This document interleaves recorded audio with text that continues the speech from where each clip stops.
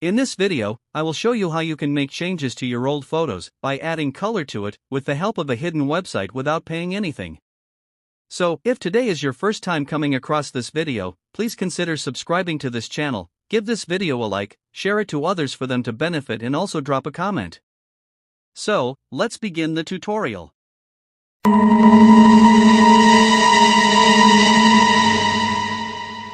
Open any browser of your choice and search for this website in the search bar and click on it. Now, once on the website, click on this 3 lines over here.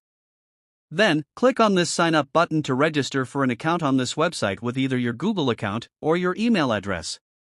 After your account registration, click on this AI Restore option and select this photo colorizer. Now click here to upload your old photo from your gallery, or you can use the other alternatives as written here to upload your photo if you will use PC for this tutorial. After uploading your photo, wait for some time for the processing to finish. As you can see, this is the original photo, and this is the results. Now, click on this download button to save your photo to either your phone gallery or your PC, depending on the devices you will use. Now, this is the end of the video. Please consider subscribing to this channel if you have come across this channel for the first time. Thanks for watching.